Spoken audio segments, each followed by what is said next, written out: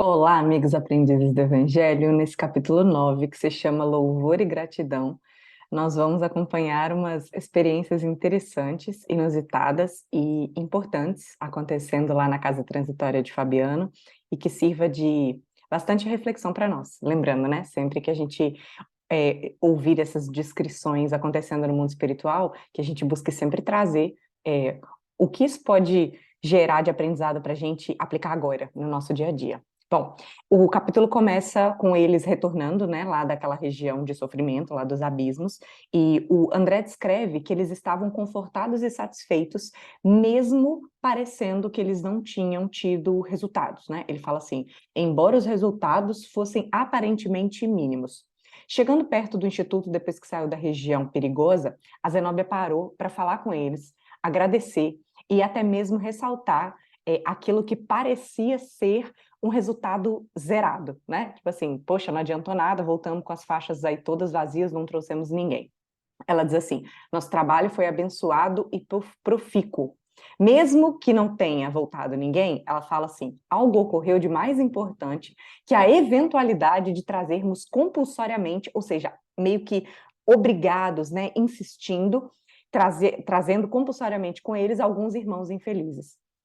O que aconteceu com aquelas palavras que o padre Hipólito conseguiu falar, conseguiu levar para aqueles corações, foi as sementes sendo jogadas nos diferentes terrenos, como a gente tem na parábola do semeador. Ela diz assim: foram semeaduras de verdades eternas nos corações ignorantes, a ministração de esperança aos desalentados e tristes.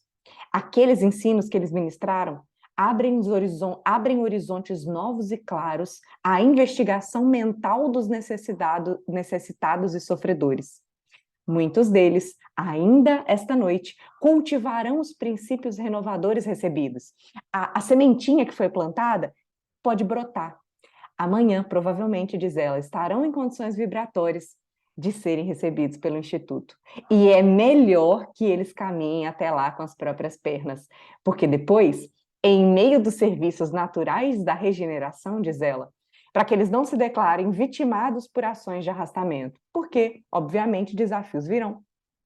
Toda dor que se causa é um confronto com a lei, é um rompimento com a lei divina que precisa ser reajustado, e a gente sabe que a purificação acontece principalmente pela reencarnação, reencarnações dolorosas, sofridas, e a pessoa, e esse ponto tem um vínculo muito grande com algo que vai estar mais à frente no capítulo, que é eu diria, o ponto principal do capítulo, de que, às vezes, a reencarnação é obrigatória, né? A reencarnação de expiação, pelos espíritos não terem o discernimento suficiente de planejar, de escolher, e às vezes nem a energia na melhor das situações. A gente acompanhou o resgate do Padre Domênico numa situação muito complicada e ele precisava de um despertamento mínimo para conseguir reencarnar.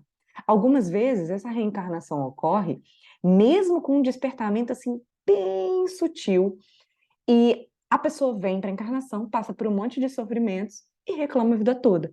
Na verdade, todos nós reclamamos, né? Porque a gente não lembra as promessas que a gente fez. Só que em alguns casos as reclamações são tão grandes que a pessoa não consegue nem mesmo aproveitar o sofrimento que está tendo aqui, depurando o mal que fez. E ela completa: em todos os lugares encontraremos a compaixão e a justiça de Deus. A compaixão, filha do amor, sempre vai querer estender os braços que salva, mas a justiça, filha da lei, não deixa de lado a ação que retifica, porque é justo que cada um de nós assuma as responsabilidades e tome decisões por nós mesmos. E isso, ela não está falando só daqueles que estão lá sofrendo, a gente precisa dessa informação agora, enquanto estamos encarnados, sabendo que cada ação, que cada pensamento que a gente cultiva, é uma escolha que a gente está fazendo com o nosso livre-arbítrio e seremos responsáveis pelas consequências que resultarem. Na verdade, como diz o Evangelho segundo o Espiritismo, uma parte que eu gosto muito, nós não somos responsáveis só pelo mal que a gente faz, nós também somos responsáveis pelo mal que resulta de um bem que a gente deixou de fazer. E isso faz com que a gente não fique acomodado de dizer assim: mas eu não faço mal para ninguém, mas o que você está fazendo de bom para impedir que o mal ocorra? Eu estou falando você, mas estou falando para mim, né? É sempre, a carapuça sempre serve. E aí eles chegaram bem nas vizinhanças de entrar efetivamente na casa, e o André ficou surpreso com a movimentação que estava tendo ali. Diz ele, entidades numerosas iam e vinham. Velhos amparavam jovens que pareciam indecisos, titubeantes. Crianças nimbadas de luz guiavam adultos de rosto sombrio, figurando-se carinhosos e pequeninos condutores de cegos. O André estava achando aquilo magnífico, ele achou estranho porque ele não estava acostumado, mas a Zenobia explicou para ele: nossos amigos da crosta, parcialmente libertos da carne pela atuação do sono, então a gente, quando dorme e se liberta temporariamente do vaso físico, afluem até aqui todas as noites, trazidos por companheiros espirituais, com o fim de receberem socorros ou avisos necessários. Oh, que lindo! Então, tantos de nós temos essa experiência e não nos lembramos.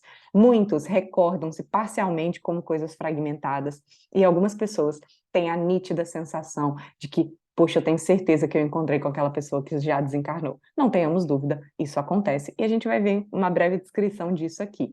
O André reparou num menino que tinha uns 9 a 10 anos de idade, com um halo de luz em torno dele, que guiava uma senhora de passos incertos, que parecia doente, incapaz de autocontrole. E ele segurando a mão dela, falando: por aqui, mamãe, por aqui, venha sem medo.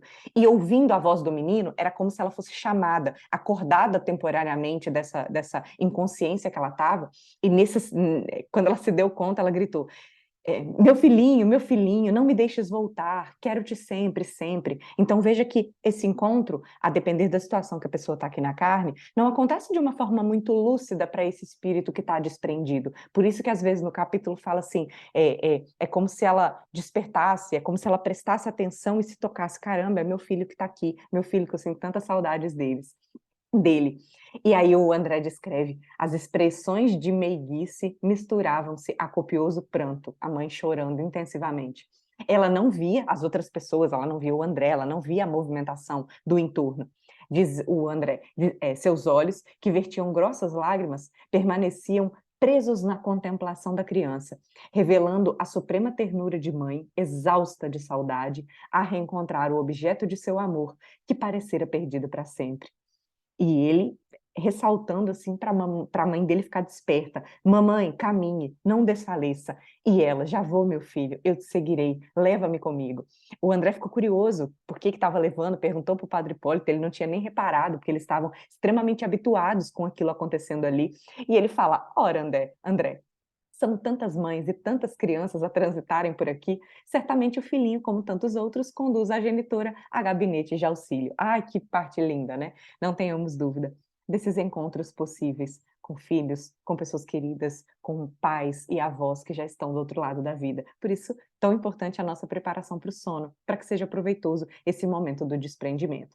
E aí não deu nem mais tempo de o André pensar em outras coisas, porque o grupo entrou efetivamente na casa, já veio o Gotuso, que a gente já conhece, e um outro irmão, comentando que tinha dado certo determinados trabalhos. A Zenóbia garantiu que tudo tinha acontecido conforme previsto, nessas poucas horas que ela estava fora, que todas as pessoas que estavam ali abrigadas já tinham participado de uma reunião geral de preces e auxílios magnéticos que tinha acontecido pouco tempo antes, e anunciados os sinais sonoros, todos os colaboradores estavam convidados ao momento de ação de graças. É um momento de oração coletiva, como a gente já acompanhou lá no primeiro capítulo, nos primeiros capítulos do livro Nosso Lar, que acontece, né? Em todo o entardecer acontece a prece coletiva. Lá também, na casa de transitória de Fabiano, tinha esse momento especial.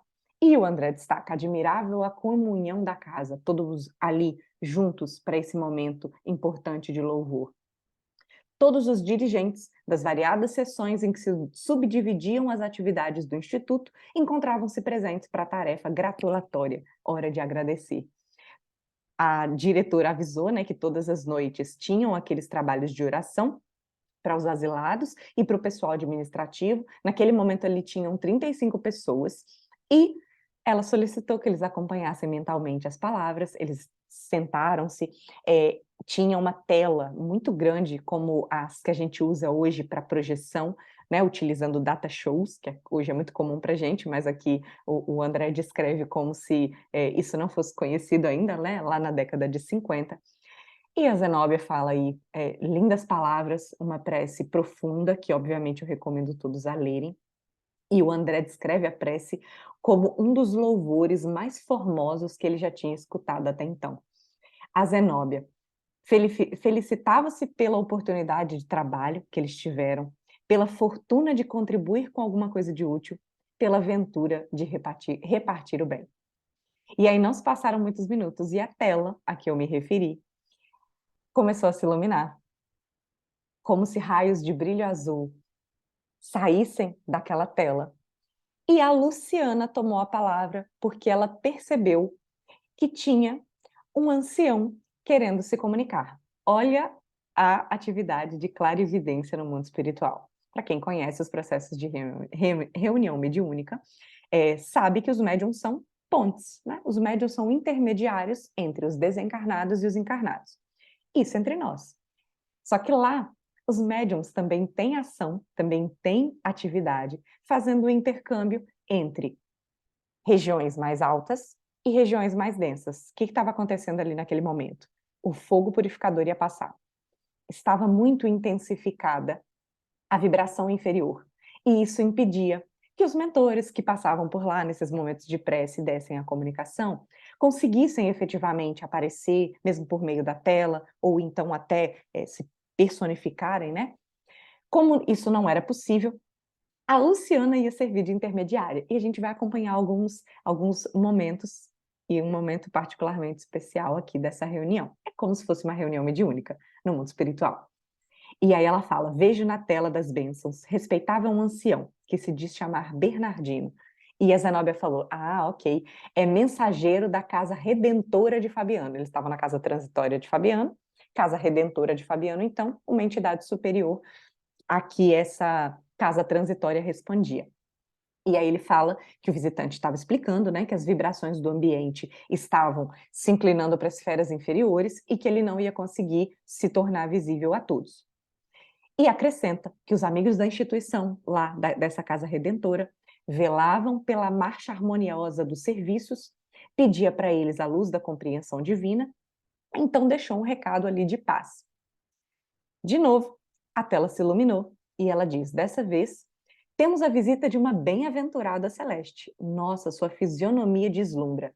Tem no colo soberbo ramalhete de lírios nevados a exalar inebriante perfume, e todos aqueles sentiram o perfume saindo daquelas flores, conforme a Luciana estava descrevendo.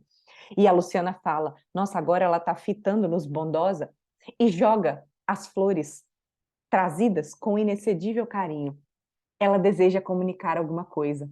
Oh, sim, com permissão dos nossos maiores, deseja comunicar-se com o irmão Gotuso e solicita-nos a cooperação. Lembrando do Gotuso, que eu falei agora há pouco, a gente conheceu a história dele em capítulos anteriores, que desencarnou ansiando pelo céu, né, que a religião tinha prometido, ele religioso de uma forma bem não muito intensa, né? Não tão sincera, e o primo acabou casando com a mulher. E ele estava ali, ainda, por mais que era bem legal o trabalho que ele fazia ali como médico, por mais que as instruções que ele tinha fossem muito claras, né? Conforme a conversa que ele teve com o André, o conhecimento que ele tinha, o coração ainda estava arraigado no sentimento de, não sei se eu posso afirmar ódio, né? Mas desgosto, né? Existia um perdão ali a ser realizado e por isso ele não conseguia alçar voos mais altos. Bom, a irmã Zenóbia autorizou e falou: sim, Luciana, o quanto tiver em suas possibilidades, ceda seu veículo de manifestação, já que o ambiente permanece pesadíssimo. Noutras circunstâncias, ela deixa claro, isso não seria necessário. Então, como eu expliquei, é por causa desse momento que eles estavam vivenciando. E ela fala: Gotuso e nós colocamos-nos à disposição dela a fim de ouvir-lhe a mensagem de amor. E ela foi, então, oferecendo o seu organismo perispiritual a ferramenta de intercâmbio para que a Letícia, que é essa irmã que estava jogando as flores, se manifestasse ali. Então é como se fosse o fenômeno de incorporação que nós temos aqui entre os encarnados, só que lá era um espírito superior fazendo essa incorporação no organismo da Letícia. E aí ela fala: Letícia que desencarnou há 32 anos e diz que foi mãe do Gotuso. E agora Ela vinha ao encontro deles, abraçou carinhosamente a Luciana, isso antes da incorporação, né? E meio que está pedindo autorização. E a Luciana, ó, como sois generosa, abnegada benfeitura. Sim, estou pronta, cederei com prazer. E aí o André descreve, nesse instante, a fisionomia da Luciana se transformou, um sorriso beatífico nos lábios, fronte irradiando luz, e a voz altamente modificada começou a falar por meio dela. Irmãos, seja convosco a paz do Cordeiro Divino. Não desejamos perturbar a reunião que vos consagra no serviço impessoal da verdade e do bem. Ela já estava pedindo desculpa por falar de alguma coisa pessoal, porque ali a ideia é que não houvesse personalismos, né? Tudo ali é para o bem de todos. Todavia, diz ela, com a permissão dos nossos orientadores, venho ao encontro de alguém que nos é muito caro, buscando despertar-lhe a consciência para horizontes mais altos da vida. Então ela vinha ali. Dá um recado direto para o Gotuso. Mas com certeza aquele recado ali serviria para outras pessoas e que sirva para nós também, para que a gente entenda o contexto.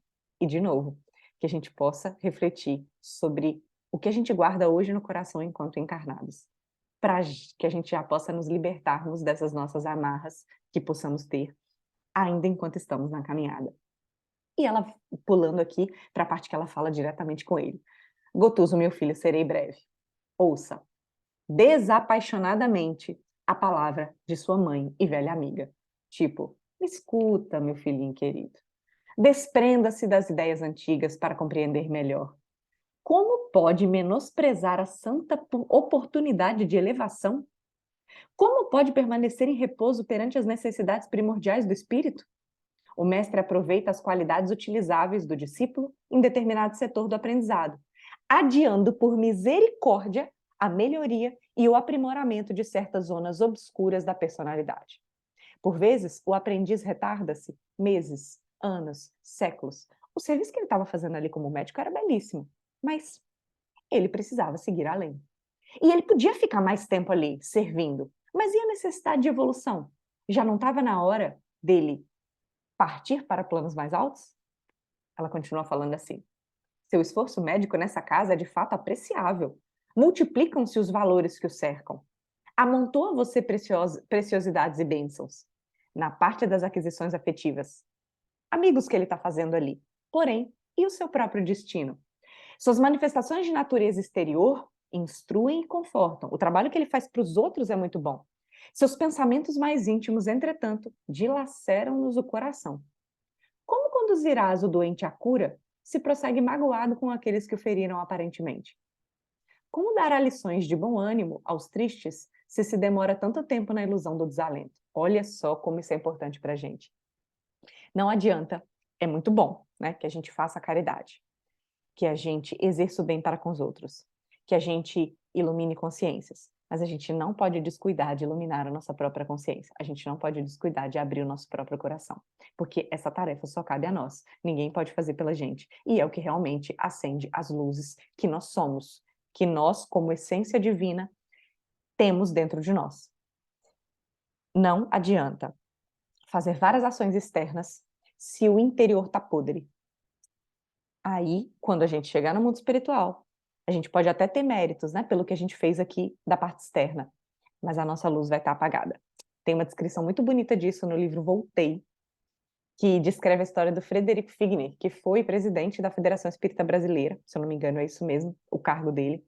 Fez, nossa, assim, alavancou o movimento espírita, mas quando ele chegou do lado de lá, apesar dele ter sido bem recebido, com Bezerra de Menezes, inclusive, ele percebeu que as pessoas tinham luz e ele não. Que a gente ouça isso para nós agora, inspirando-nos na história do Gotuso. Continua a mãe dele dizendo: ninguém serve à obra do Pai com a mente toldada pelo vinho amargoso das paixões. Não guarde vermes destruidores no jardim da esperança. Estragariam as mais belas flores, aniquilando a promessa dos frutos. Ela está fazendo aqui para ele um convite ao perdão. E esse perdão, essa amarra que ele precisa soltar, basicamente é um convite para ele subir para as esferas mais altas. Só que para subir, ele precisa se depurar. Como é que acontece a depuração? Por meio da reencarnação. Então ela fala: O grupo doméstico, amado e inesquecível, espera por você na preparação da felicidade por vindoura. Tá tudo ajeitado, você precisa voltar, bora? Só que ela fala assim, mais educadamente, né? Que responde, filho meu? E ele chorava, diz o André, entre a respiração opressa e os soluços mal contidos. Em alguns instantes ele disse: Minha mãe, minha boa mãe, estou pronto. E ela: Rendo graças ao Senhor pela sua compreensão. Sim, meu filho, organizaremos todas as medidas indispensáveis. Voltará em breve ao agrupamento familiar. Prepare-se, considerando a luta necessária à iluminação. O lar terrestre é bendita forja de redenção. Não é fácil. Reencontrará simpatias e antipatias de outro tempo, oferecendo possibilidades felizes de reajustamento emocional. Ele vai voltar na mesma família. Portanto, ele vai encontrar a mulher que casou com o outro e o outro, o tal do primo dele, que acabou com as economias que eles tinham, né? Desviou financeiramente o lar, desviou a conduta dos filhos, né? Deixando a educação um pouco de lado. Então, olha o desafio que tinha para o coração dele. Ela vai descrever assim: a esposa dedicada que deixou na crosta não vai poder ser sua mãe. Entretanto, vai ser para você uma carinhosa e experiente avó. Seu adversário gratuito, pobre homem que se entregou à inveja e à ambição destruidoras, receberá seus beijos infantis e com eles os eflúvios de seu perdão renovador. Porque quem olha para uma criança enxerga um inimigo? Que criança olha para o pai e enxerga um inimigo? Conforme vai crescendo, os instintos vêm à tona. A gente aprendeu nos livros anteriores que, principalmente a partir dos 7 anos, o organismo está preparado para receber toda a intensidade, toda a carga energética que o perispírito traz, que guarda todas as nossas vivências anteriores. E os problemas familiares se acirram. Mas na tenra idade, quando a criança está toda frágil, precisando ali de ajuda, é a hora em que os elos de perdão mais acontecem. E aí diz a avó, desculpa, a mãe do Gutuso: que coração enganado pelos maus sentimentos não se dobrará entre as mudanças da vida? O ex-inimigo penetra agora no declínio das ilusões. Ele está envelhecendo. Sua alma atravessa, atualmente, o pórtico que dá acesso à velhice do corpo temporário. Ao invés de lembranças doces que lhe afaguem o espírito, cultivará aflitivas reminiscências. A vida não foi tão legal. Sua presença, do Gotuso como criança, vai atenuar esses pesares. Enquanto as doenças do desequilíbrio lhe vergastarem a carne e as recordações penosas lhe castigarem a mente, será você o neto consolador, mensageiro de paz em forma de criança. No desencanto do corpo cansado e na ternura infantil, o espírito consegue sublimes realizações para a vida eterna. E continua: seu futuro pai é um coração particularmente amado do seu. Receberá concurso amoroso e decisivo, elevando-se à nobilitante altura moral pelo sagrado estímulo da sua companhia. Desejará cultivar virtudes e valores a fim de que você lhe abençoe a paternidade. Então ele também vai ajudar o pai nas realizações que tem que fazer, incentivando esse que já é um querido do seu coração. Então é uma alma simpática. Mais para frente ela fala: ó, meu filho, haverá aventura maior que a de liquidar nossos débitos e partir unidos para os júbilos do cântico imortal de integração com a divindade? Respeitoso e humilde, o Gotuso pede permissão para Zenóbia para se aproximar da Luciana. Ela permite e ele se ajoelhou para beijar as mãos daquela que estava sendo intermediária, né, da comunicação com sua mãe, com a Letícia, e ela falou: levante-se, meu filho, sei que você me ama intensamente, todavia, tararã, surpresa, há irmãos nossos que lhe esperam a estima e a compreensão. Eu não venho sozinho ao seu encontro. Solicitei o comparecimento de alguém dos círculos mais densos para colher a certeza de suas disposições. Tipo assim, você falou que está preparado. Está preparado mesmo? Então mostra. É tipo isso que ela está falando. Ela continua: é indispensável que se aproxime fraternalmente daqueles a quem ainda não sabe amar. Alguém confabulará conosco dentro de minutos breves. E alguns segundos após, relata o André que duas senhoras entraram no recinto. A mais velha parecia uma posição de alta orientadora pela luz que apresentava, e a segunda mostrava obscura condição de alma encarnada temporariamente afastada do corpo através do sono. Reconheceu Gotuso de longe e, evidenciando incontestável deficiência de disciplina emotiva, estendeu-lhe os braços, descontrolada e inquietante, gritando: Gotuso, Gotuso, que felicidade este reencontro. Só que por alguns instantes ela se deu conta da situação, né? Foi o primeiro marido e ela tinha casado com outro, E aí ela fala, aflita, não me queira mal, ajude-me por amor de Deus, não me abandone, não me abandone. E o Gotuso ficou quieto. E a mãe, a Letícia, interveio generosa. Venha, Marília, venha ao meu encontro. Sabemos quanto tem sofrido. A gente conhece de perto a extensão das suas provas. A visitante olhava para ela como se ela estivesse na presença de um anjo, né? Sem conseguir entender direito o que estava acontecendo. E, acariciando, ela fala para o filho: Meu filho, você não queria me abraçar e me beijar? Acredita que a esposa terrestre mereça menos que eu? Admite ainda que a mãe de seus filhinhos estremecidos, saudosa e devotada, tenha sido ingrata ao seu desvelado amor? Continuará esquecido do bem para agravar o mal? A viúva na crosta, em muitas ocasiões, deve aceitar o segundo matrimônio com o sacrifício necessário por supremo respeito ao consorte que partiu. Retire dos olhos a venda do egoísmo que lhe vem interceptando a visão e interprete com naturalidade as exigências da vida terrena. Como o André já tinha falado para ele. E se fôssemos nós os que ficássemos viúvos, será que a gente não ia casar de novo? Olha o egoísmo agindo, né? E ela continua. Ajude-a para que você possa ser ajudado. Não recuse a lição, porque o futuro vai aclarar essa lição inteiramente. Talvez magnetizado pela carinhosa advertência da mãe, o Gotuso abriu os braços e recolheu-a solícito na atitude de irmão compadecido e desvelado. Observando, ela falou, oh, que sonho bom, achando que estava sendo um sonho. E dando uma olhada pelo salão, a Marília fala comovedoramente, tenho medo da minha velha habitação. Ah, por favor, enviados divinos, não me deixeis voltar, nunca, nunca mais. Aí, a Letícia percebe que ela entra numa zona perigosa de sentimentos que podem comprometer a vida física dela, porque ela não pode desencarnar, ela tem que desencarnar no tempo certo, e esses desprendimentos, em alguns casos, podem ser perigosos, já prepara para que ela não fique nesse pensamento. E ela fala, ouça, filha, é preciso que você não se detenha por mais tempo, não fique por lá por mais tempo. Volte ao lar distante, convencida de que a gente tem uma afeição sincera por você. Não vai te faltar cooperação. Gotuso vai ao seu encontro em breve. Seus beijos orvalharão de amor e ventura um rosto pequenino que sintetizará para suas esperanças de avó verdadeiro mundo de felicidade redentora. Então ela deixa a promessa. Você vai ter um netinho e é o Gotuso voltando. Emocionada pela alegria, interrogou a pobre alma. Gotuso perdoou-me? E a Letícia, a mãe, já se adiantando, diz assim, ele nunca sofreu ofensa alguma do seu coração dedicado.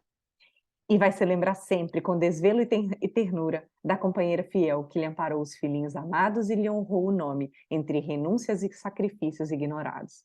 E ela, oh, que felicidade! Afagando a cabeça do Gotuso, que também chorava sob forte emoção, a mãe falou, diga-lhe, meu filho, quanto a amamos, tranquilize-lhe a alma sensível e afetuosa. E como uma criança vencida, o Gotuso falou para ela, Marília, nunca resgatarei minha dívida para com seu devotamento. Regresse confiante, enquanto prepara minha própria volta. Brevemente, com o auxílio de Deus e da nossa abençoada mãe, estaremos de novo reunidos na terra. Peça energias para mim em suas orações de serva incompreendida.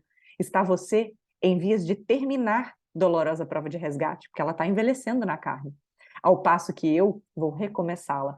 Sou, portanto, agora quem suplica auxílio e proteção. Espere-me, não desfaleça. Aprenderemos a refundir sentimentos, a purificar laços afetivos, a santificar impulsos e, sobretudo, abençoaremos quem aparentemente nos feriu, amparando o suposto inimigo, a fim de que nos convertamos em sinceros irmãos uns dos outros. Eu achei interessante a compreensão do próprio Gotuso ao dizer a quem supostamente nos feriu é um suposto inimigo, porque é a forma de encarar aquele que tomou decisões sem cultivar laços de ódio, né, de chamar de inimigo. Então ele já se coloca numa posição de reajuste, e isso é muito legal. Bom, na sequência então, a Letícia conduziu a Marília, né, para que fosse, para que ela pudesse voltar para a carne, despertar lá do sono, no sono físico. A ex-genitora se despede, agradecendo a Zenóbia pela cooperação, e a Zenóbia fala, Gotuso conta nessa instituição com amigos que lhe são infinitamente reconhecidos. Olha a importância do bem que a gente deixa lá também. Ele, com o bem que ele estava fazendo naquela casa transitória, também cultivou amigos que iam dar apoio para ele. A Zenóbia continua: realizaremos de bom grado tudo quanto esteja ao nosso alcance. E a Letícia partiu. E antes de finalizar a reunião, um outro mentor, também identificado por Luciana, ditou algumas palavras de estímulo para eles ali e orientou então a Zenóbia que encerrasse os trabalhos, que de novo fez uma prece de reconhecimento e de júbilo, e aí sim dava por encerrada a tarefa. A Zenóbia abraçou os presentes ali e depois se dirigiu para o Gotuso. E ele falou: "Ó, minha irmã, eu não mereço tanto." E a Zenóbia termina falando assim: "Ah, louvemos o Pai que tanto nos engrandece o esforço obscuro e pequenino. O agraciado de hoje não foi apenas você. Também eu aumentei de muito meus grandes débitos para com o Altíssimo." Ela estava sendo grata, né, pela recuperação do Padre Domênico, um carinho tão, pessoa tão querida ao seu coração. De voz quase embargada pela comoção, ela concluiu: "Também eu recebi divina concessão nessa grande noite." Que noite linda, né? E assim finaliza esse 9º capítulo. Um abraço a todos e nos encontramos no capítulo que vem.